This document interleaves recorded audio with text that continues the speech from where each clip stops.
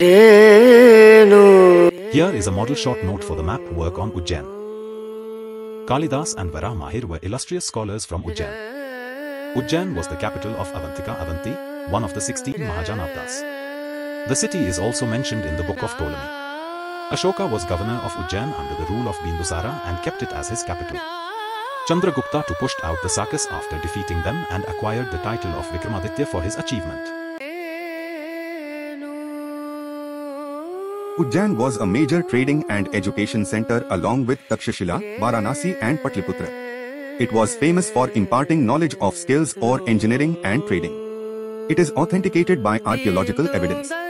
In addition to that, it was a major religious center and famous as a city of temples, a status which it enjoys even to this day.